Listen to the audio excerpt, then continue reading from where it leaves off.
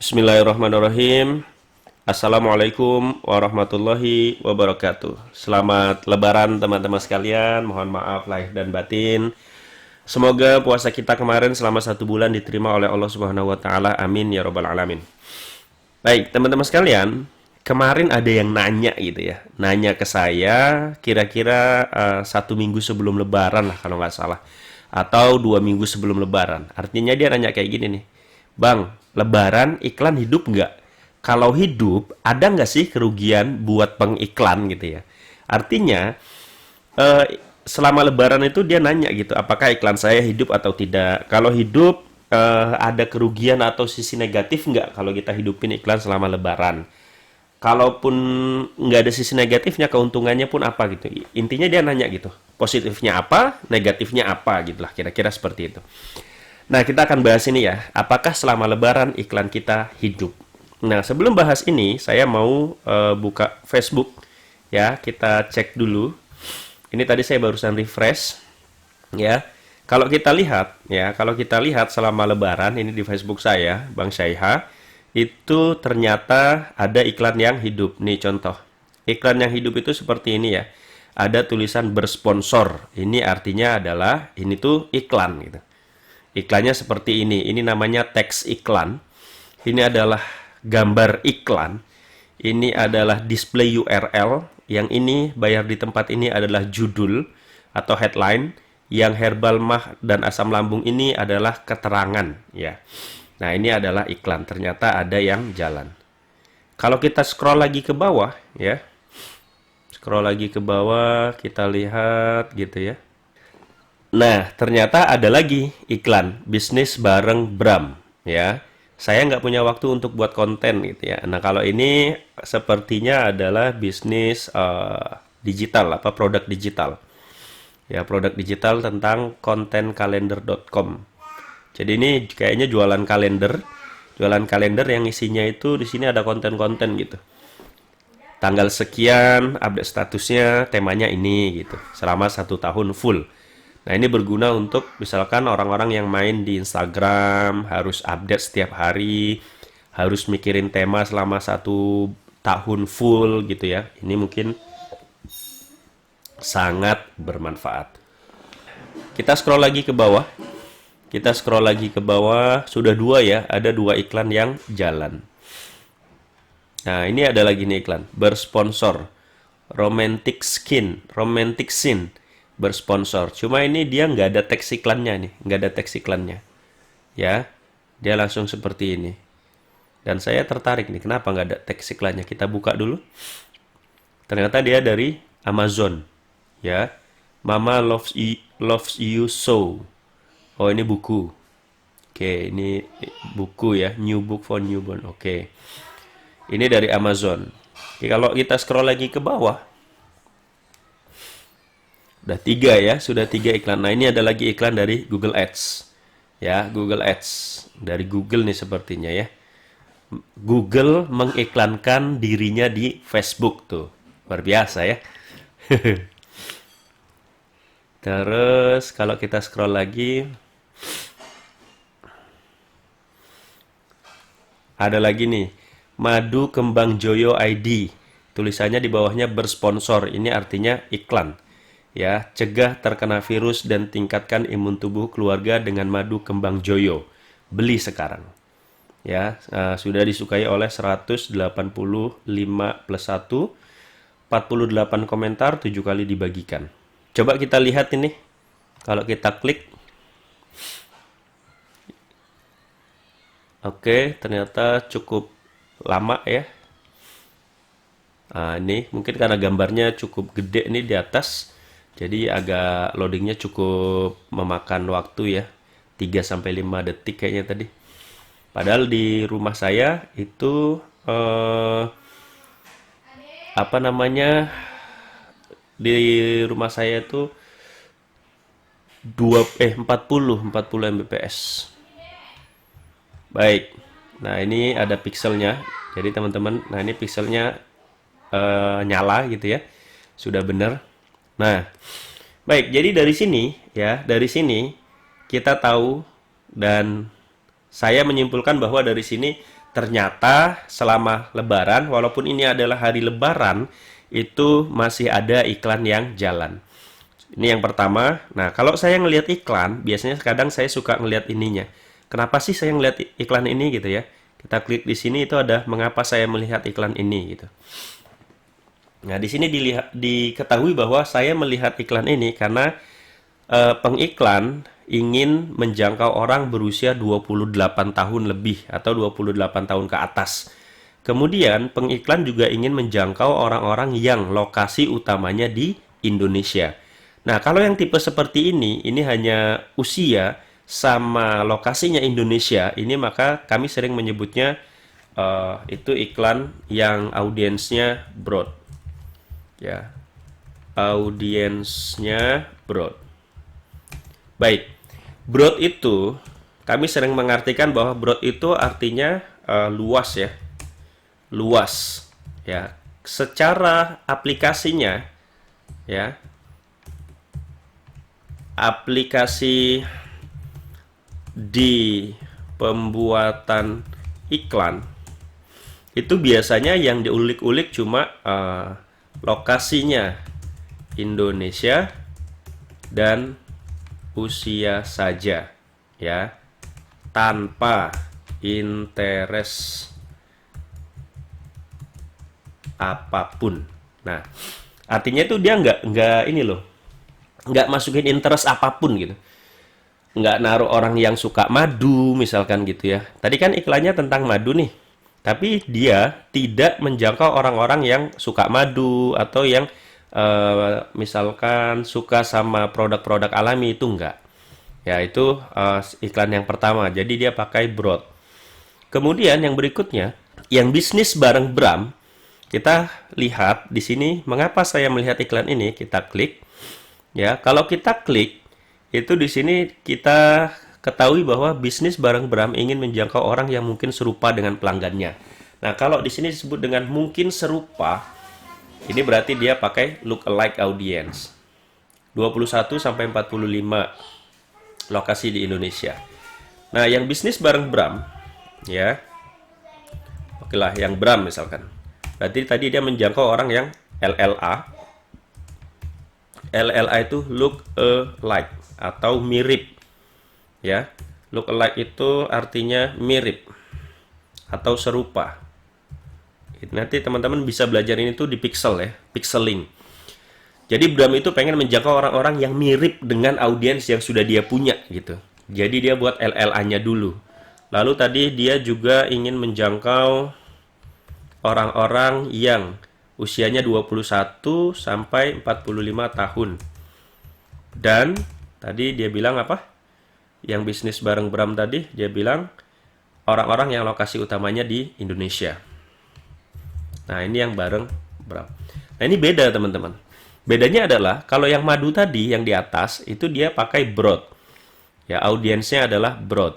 Kalau yang ini audiensnya bukan broad lagi tapi LLA. Saya jelaskan sedikit tentang LLA ya. LLA itu artinya kan look alike audience ya. Look alike audience ya, atau look alike atau mirip atau serupa. Serupa itu artinya gini teman-teman. LLA itu artinya gini. Kita punya data, ya kan? Data audiens atau data konsumen, ya. Misalkan kita udah ngiklan 1 bulan. Selama kita ngiklan 1 bulan, itu kan ada data yang masuk di Pixel. Ada orang yang sudah pesan misalkan.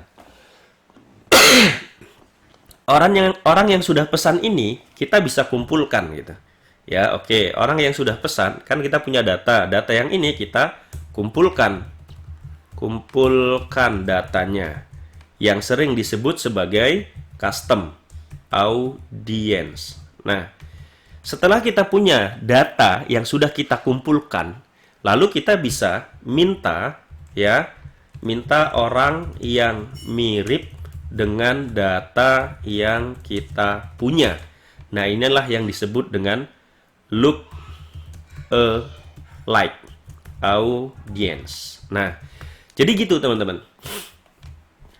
Membuat lookalike audience artinya kita sudah beriklan beberapa waktu sehingga kita punya data konsumen yang terkumpul di Pixel. 1, kita punya data. Data itu kita kumpulkan ya dalam bentuk custom audience. Dikumpulkan jadi satu, dinamakan custom audience. Lalu setelah dikumpulkan, kita bisa minta ke Facebook ya data yang mirip dengan data yang kita punya.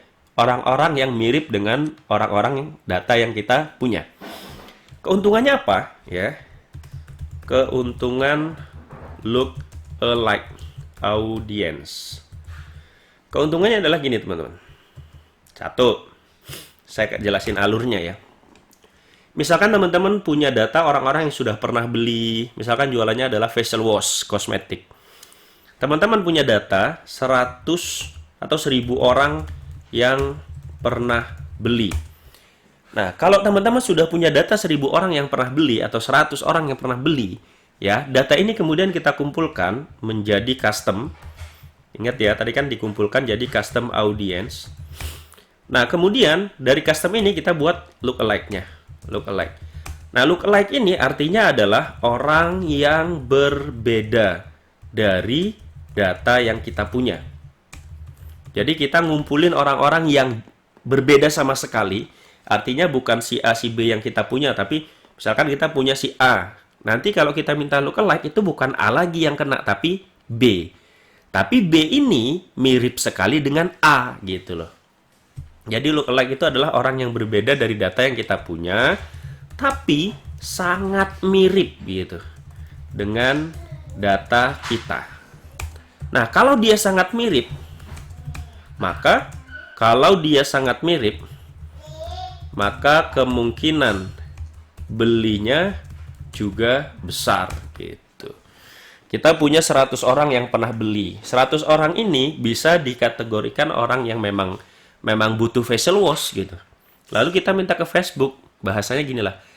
Facebook, gue punya data nih 100 orang yang pernah beli. Bisa nggak lu cariin orang-orang yang lain, bukan orang yang 100 ini, tapi kalau bisa tuh orang-orang itu tuh mirip banget gitu sama yang 100 ini. Mirip perilakunya, mirip misalkan tempatnya, mirip ketertarikan dia di Facebook itu apa gitu. Sehingga kalau kita pakai lookalike audience ya, secara teori ya, LLA itu Joshua gitu ya. Jadi secara teori teman-teman, menggunakan LLA di iklan itu sangat jos. Dan saya juga merasakan hal itu gitu ya. Nah, nanti kita akan bahas di pertemuan-pertemuan atau video-video yang lain tentang LLA. Kalau kita pakai LLA itu kita udah nggak ngeraba-ngeraba lagi. Kalau data awal itu kan ngeraba-ngeraba. Kita bayar ke Facebook, kemudian ada yang pesan, ada yang menghubungi admin kita. Data-data ini kita kumpulkan jadi custom audience, lalu dari custom audience kita jadikan lookalike audience. Lookalike inilah nanti yang akan kita gunakan untuk beriklan. Harapannya kalau kita menggunakan lookalike berarti kan nanti kita akan dapat audience atau orang-orang yang mirip dengan data yang kita punya, sehingga closingnya atau pemesanannya atau leads-nya itu jauh lebih tinggi dibandingkan kita masih pakai yang broad. Tapi kalau awal, ya kita pakai broad dulu. Kalau saya biasanya gitu, pakai broad dulu selama seminggu, 2 minggu, atau bahkan sebulan. Setelah dapat datanya, barulah kita main di LLA. Nah gitu teman-teman. Ya, ini sekilas tentang yang tadi, yang Bram ini ya. Coba kalau kita lihat ke bawah, tadi ada satu lagi ya, tapi oke lah kita bahas yang 2 itu. Nah, pertanyaannya, baru kita mulai, baru saya akan jawab nih. Bang, Lebaran iklan hidup atau enggak gitu ya. Bang, Lebaran iklan hidup atau enggak? Sekarang, dari yang kita lihat ya, dari yang kita lihat bahwa ternyata Lebaran iklan ada yang jalan. Ya, kenapa iklan ada yang jalan? Mungkin mereka mikirnya gini loh. Mikirnya adalah kebetulan nih gitu ya. Kebetulan nih nggak ada saingan. Ya, jalanin gitu loh. Mungkin orang mikirnya kan gitu. Wah, yang lain kan kalau Lebaran iklan mati gitu ya. Kebetulan nih nggak ada saingan, aku jalanin deh gitu. Itu adalah mungkin mindset dia gitu. Secara pastinya sih saya nggak tahu gitu ya. Karena iklan saya kalau Lebaran tuh mati. Iklan saya Lebaran mati. Kalau yang tadi kita lihat kan hidup. Kemungkinan pertama dia mikirnya gitu. Kebetulan nih nggak ada saingan, jalanin deh iklannya. Gitu. Yang kedua, kemungkinan keduanya adalah bisa jadi dia lupa matikan iklan. Ada nggak ya kayak gini? Ada gitu ya. Teman saya pernah gitu. Pas masa Lebaran, liburan beberapa hari, iklannya nggak dimatikan dan kemudian dia boncos gitu ya. Boncos ya, kenapa boncos? Ya mungkin orang ketika Lebaran itu nggak mikirin beli apa-apa gitu ya. Nggak mikirin beli apa-apa, bersilaturahim sama keluarga, kumpul-kumpul keluarga, jalan-jalan kemana gitu ya. Nggak kepikiran buat belanja online. Dan kebetulan teman saya ini lupa matiin iklan dan dalam sehari itu iklannya jutaan gitu. Jadi sempet boncos beberapa juta lah gitu ya. Lupa matikan iklan. Ya, nah, yang Lebaran iklan hidup itu juga pasti dia kalau dia nggak lupa itu pasti dia udah diskusi juga lah ya, diskusi sama admin gitu ya, sama admin atau CS. Karena apa? Karena kan yang melayani konsumen CS-nya atau adminnya. Mungkin admin atau CS-nya bilang udah hidupin aja nggak apa-apa, nanti saya sambil Lebaran bisa saya follow up gitu ya. Bisa jadi mungkin fee-nya dinaikkan semasa Lebaran gitu. Kan ada yang kayak gitu. Misalkan dia mikirnya, wah kebetulan nih Lebaran semuanya pada mati gitu ya. Udahlah, aku hubungin CS gitu ya. Mau nggak kalau iklannya hidup? Masih sanggup nggak gitu ya? Masih sanggup nggak apa-apa. Oke, kalau masih sanggup saya hidupkan. Nanti fee-nya saya naikin selama Lebaran. Ya, karena nggak ada saingan, biasanya leads-nya mungkin akan naik. Kemudian CS-nya pun dapat tambahan uang yang jauh lebih besar dari biasanya. Bisa jadi seperti ini gitu teman-teman. Mati atau hidup itu kan pilihan masing-masing gitu ya. Tapi kalau saya itu memang iklan mati selama Lebaran ya kan, atau tahun baru atau momen-momen lain ya. Momen-momen yang menurut saya kayaknya orang nggak akan belanja deh selama ini, udahlah matiin dulu, matiin ya. Karena kenapa saya matiin? Ya saya memberi kesempatan ke admin, CS, packing untuk liburan. Nah, karena gini teman-teman, mereka itu kan manusia gitu ya. Mereka manusia, butuh istirahat, butuh sejenak lepas dari rutinitas memfollow up orang. Karena kadang saya kalau ngiklan itu satu CS itu biasanya leads-nya 20 ke atas gitu. 20 ke atas. Pernah ada satu CS yang satu hari itu bisa sampai 80 ke atas. Bayangin gitu. Lagi momen Lebaran, kemudian dia lagi duduk-duduk ngobrol-ngobrol sama keluarganya, tapi dia sibuk sama handphone, kan nggak enak juga gitu. Nanti dia gimana gitu. Maka ketika momen-momen liburan, yang memang itu liburan biasanya berkumpul bersama keluarga-keluarga, silaturahim dan sebagainya, saya memilih untuk mematikan iklan. Ya. Nah, selain itu, saya juga mikirnya selama Lebaran itu kurir overload. Ya. Kurir itu misalkan JNE, JNT, Ninja, SAP, dan lain-lain. Itu biasanya overload gitu teman-teman. Kiriman mereka ketika momen-momen menjelang Lebaran, Tahun Baru, Natal, dan sebagainya, itu kiriman mereka sangat-sangat tinggi, sehingga saya punya pengalaman gitu. Istri saya punya pengalaman belanja ya, belanja dari Jakarta pakai JNE Yes itu nyampainya 3 harian gitu. Padahal pengen cepet-cepet gitu, tapi ternyata 3 harian baru sampai. Nah ini saya males gitu, kasihan gitu CS-nya ya. Kasihan CS-nya ketika Lebaran, overload, kiriman jadi lama, lagi asik-asik berkumpul sama keluarga, konsumen pada nagihin gitu. Mana kirimanku kok belum sampai? Kan saya pengennya segera sampai, kok belum nyampe juga? Nah gitu. Sehingga saya kemudian memilih untuk mematikan iklan. Ya. Nah, walaupun memang ini ada ini ya. Entah ini mitos atau fakta ya. Saya nggak tahu. Ini ada yang bilang begini gitu.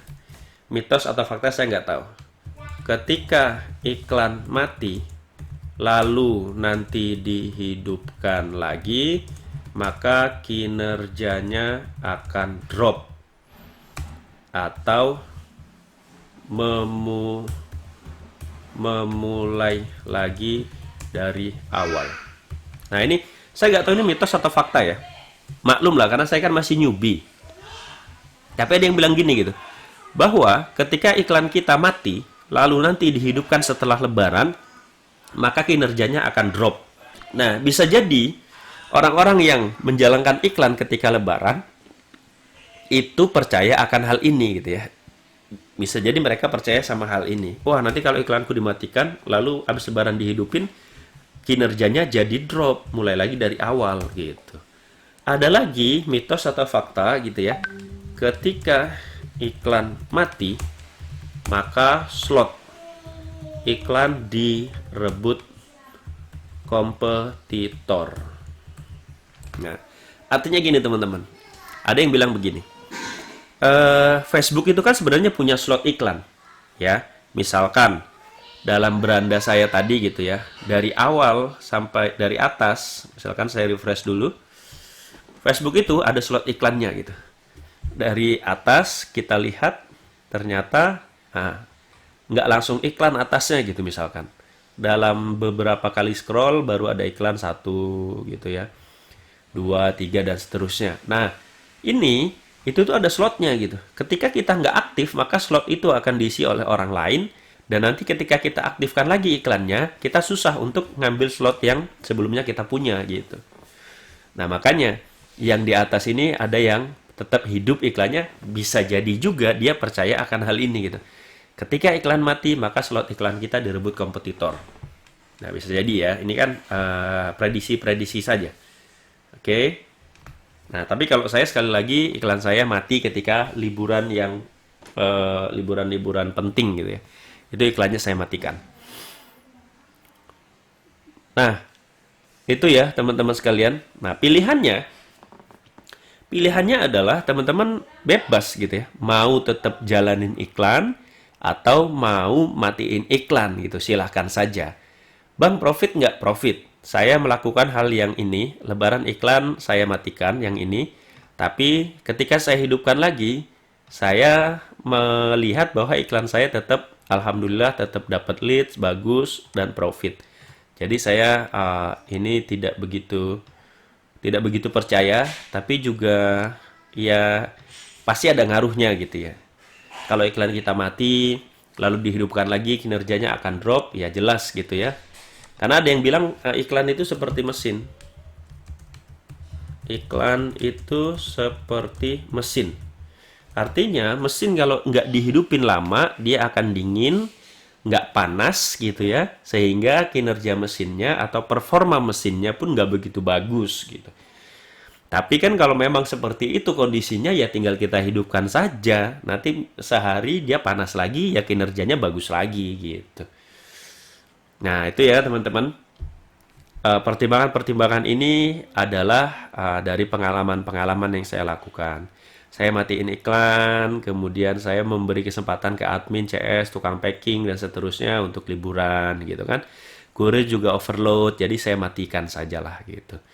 Ini jauh lebih penting daripada memikirkan, wah nanti iklannya jelek, wah nanti begini, wah nanti begitu, wah nggak apa-apa. Kalau misalkan kita menyenangkan karyawan kita atau staf kita, mudah-mudahan dia doanya akan jauh lebih tulus mendoakan usaha kita sehingga usaha kita bisa tetap berjalan dan memberi banyak manfaat buat orang lain insya Allah gitu ya. Silakan teman-teman, pilihannya ada di teman-teman, mau jalan oke, mau nggak jalan pun nggak apa-apa. Semoga ada manfaatnya ya. Tadi kita sudah bahas tentang audience broad sekilas, LLA, kemudian keuntungan LLA itu apa, ya, dan seterusnya dan seterusnya. Kalau bermanfaat jangan lupa like, komen, dan subscribe. Terima kasih sudah menonton. Assalamualaikum warahmatullahi wabarakatuh. Bye-bye.